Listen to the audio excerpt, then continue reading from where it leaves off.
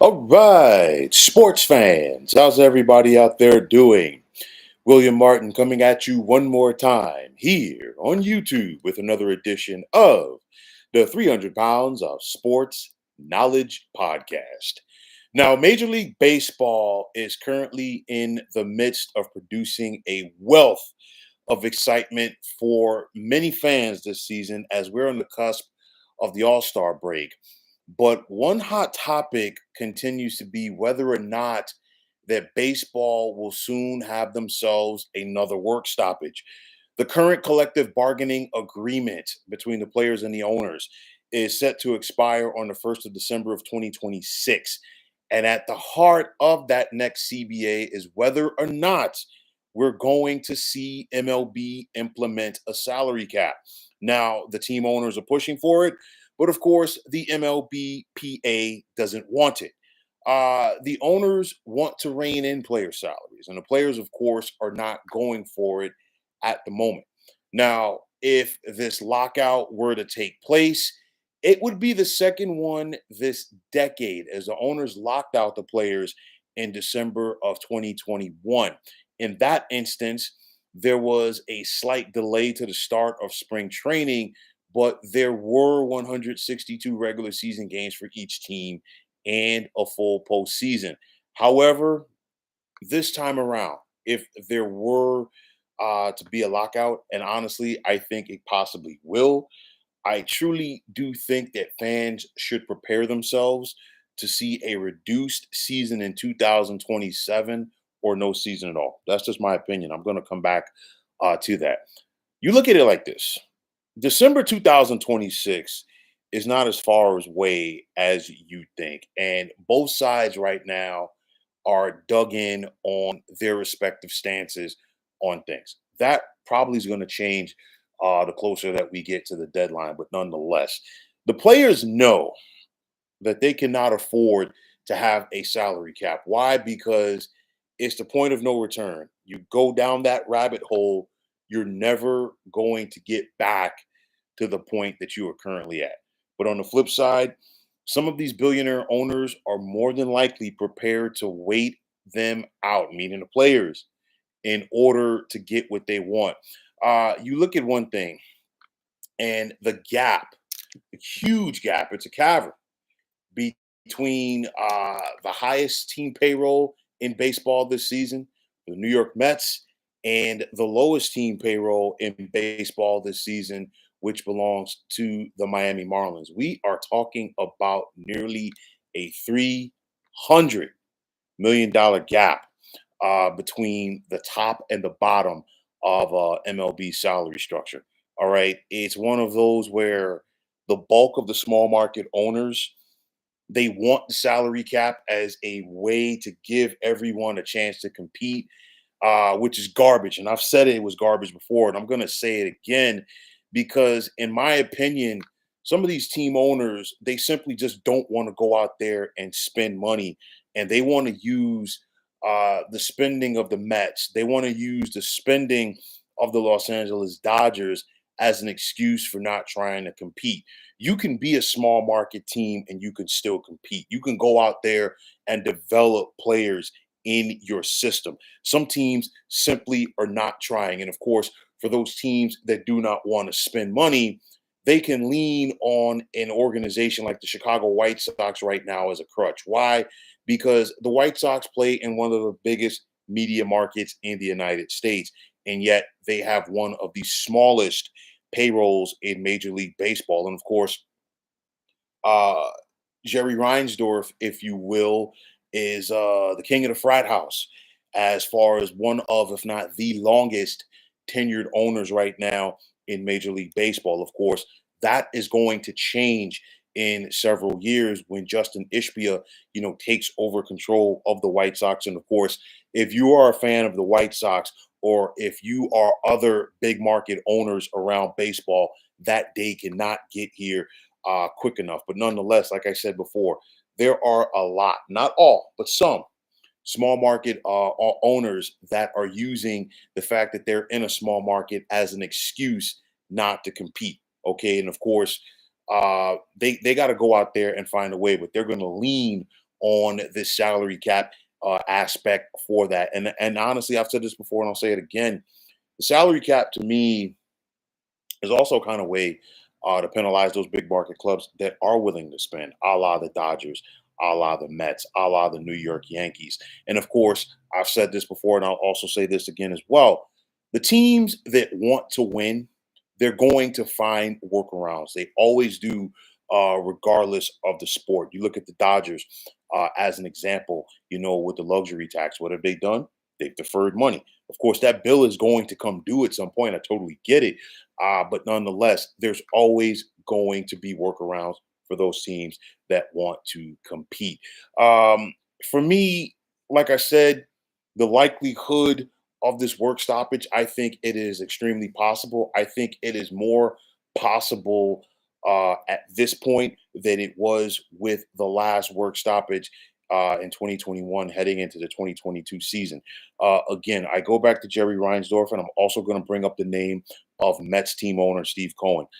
Jerry Reinsdorf was one of the guys who didn't want Steve Cohen in baseball. There were guys who didn't want him around because they figured that he was going to spend money for a big market club like the Mets. They loved the Mets when they were under the ownership of the Wilpons, because the Wilpons, not always were they going out there and spending a lot of money. It drove down prices, and it made an excuse for big market clubs not to spend, even though other big market clubs like the Yankees would spend. This time around, we have seen in a very short period of time, Steve Cohen has said, screw it with the luxury tax. He's going to go out there and spend money. He's going to do whatever he has to take, whatever it takes to go out there and put a competitive team on the field each and every year. We know what the Dodgers are going to do, and they've been doing that now for well over a decade. The New York Yankees, another team as an example. I think this is kind of a way to try to go out there and penalize them with a work stoppage. But I think it's one of those where I think people won't understand the severity of it until we got the closest to the start of the 2027 season, and there are possibly not any games. Like I said before, I'll say it again. You go back to MLB's last work stoppage in '94, and the strike, which canceled that year's World Series, and also it led to a shorter 1995. It's one of those where a lot of people do not remember that, and they don't remember the impact of that on baseball. And it wasn't until the home run chase in 1998 between Mark McGuire and Sammy Sosa that the fans really began to come back and gravitate and forgive baseball. It's one of those, always with a work stoppage, regardless of the sport. That's the risk that owners and players run, whether it's a lockout or whether it's a strike. Nonetheless, when there's not games going, there's always going to be that inherent risk of losing fans. For me, the other thing is this: um, you look at it right now, and which teams and which cities could, really, you know, have some damage done to them from a work stoppage. And I say this because you look at teams where maybe their fan base isn't engaged right now. Maybe there's a possibility of a team moving. That right there could maybe just expedite it. And I look at a team like the Chicago White Sox. They belong in Chicago. I think they're going to stay there long term now. I know there have been rumors in the past, but I truly do believe when Justin Ishbia takes things over full time, that the White Sox will definitely be in better hands. For me, overall, I just, like I said before, I simply just feel that Major League Baseball cannot afford another work stoppage. They, popularity wise, have lost some ground to the National Football League, to the National Basketball Association, and they're starting to get it back. Okay. And they have been working hard to bring the youth in, to make the game more exciting for the youth, you name it, but you don't want to flirt with possibly losing that. I mean, you look at the summer months, and there was once upon a time where the summer months were the exclusive province, if you will, of Major League Baseball. You know about the popularity of the NBA playoffs and, of course, the finals. That's not going to go away or be diminished anytime soon. The coverage of the NBA draft, and of course, the start of training camps around the National Football League, as well as the start of the college football season. So that's going to have people talking during the summer months as well. That already has people talking during the summer months. And I feel like if you're Major League Baseball, you simply don't want to flirt with losing more ground. So I think the focus and the onus should be not only on the owners but also on the players as well to try to get something done. I think everybody needs to check their egos at the door. Maybe not a hard cap, maybe something with flexibility, but I truly do believe that we are going to see a salary cap of some kind in Major League Baseball sooner rather than later.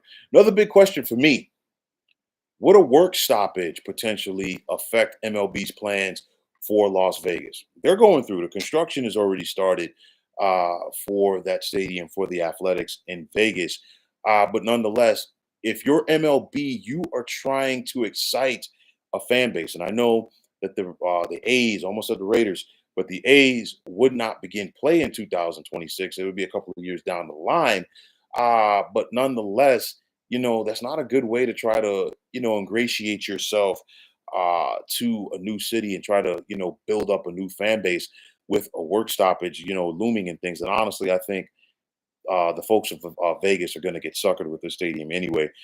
From John Fisher and company. Just look at what has happened in Miami with the Marlins, for an example. With that, like I said, work stoppages and strikes. The people who suffer the most are the fans. Okay, the people who are not just the fans, but the people who work at the stadiums, also the people who have businesses around these stadiums who rely on that revenue. Those are the people who are going to hurt the most. I know that the Players Association has already basically started a fund, trying to have money for players who might not be making those big time salaries, because they are realistic about the fact that, hey, this is probably going to happen. Nonetheless, I think this topic is not going away. For some people, it is on the back burner as we speak. But like I said before, December of 2026 is not as far away as people would believe. It's 17 months. A lot could change between now and 17 months. A lot could not change between now and 17 months. And I think it's out there of the possibility. And I think the severity of it won't start to hit home until the closer that we get to that date. And I feel like the Players Association and the owners, they're going to touch on it here and there. Come November of next year, they're really going to try to hammer it out.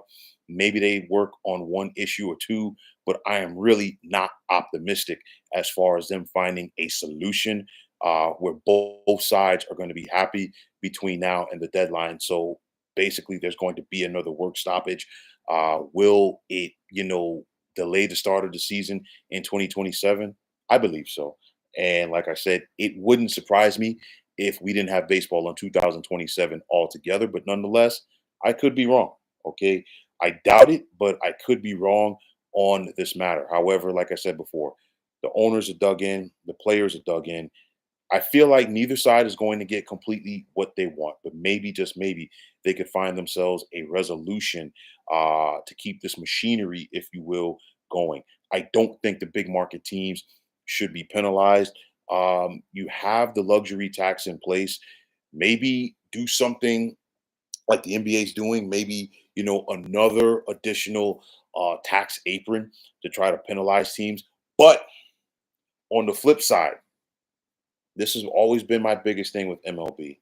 If you're going to have a hard cap at the top, you need to have a salary floor at the bottom, because too many of these teams have been getting away with not spending money on team payrolls and just trying to go out there with the no frills aspect. As far as a roster, I think it's bad for baseball. I think it's a slap in the face to the fans, and I think it's a total barrel of hogwash for them to go out there and say, "Hey, we want to go out there and compete." And like I said before, some of these guys really ain't trying. But nonetheless, a possible work stoppage and 20 at the end of 2026 is a possibility. I think it's something, like I said, it's on the back burner, but people definitely need to pay attention to it. But at the end of the day, baseball really does not want to flirt, and they should not try to flirt with losing the current momentum that they have for their sport. There's a lot of excitement that's brewing for baseball right now. Everybody involved has rolled up their sleeves to try to get this popularity back. It's in the works, but at the end of the day, I just simply hope and egos do not crush things. But folks, that is going to wrap this up. And as always, want to take this time out to thank each and every one of you for checking out the 300 Pounds of Sports Knowledge podcast here on YouTube. And as always, if you like what you heard and saw, please feel free to hit that like button as well as subscribing to this channel. Like I always say, it is greatly appreciated. Also, if you are on the X, formerly known as Twitter, please feel free to follow me at 300 Pounds of Sports. And like I always say, if you give me that follow, it'll be my pleasure to give you that follow right back. And the same goes for Instagram, where you can check me out at 300 Pounds of Sports Knowledge. Also, if you're on Facebook, you can check us out at Sports Depot 365. And as far as I'm concerned, one of the better sports groups going on social media. But until next time, fine folks, my name is William Martin. I'm signing off, and I'm saying thanks once again for tuning into the 300 Pounds of Sports Knowledge podcast here on YouTube. Be well, everybody.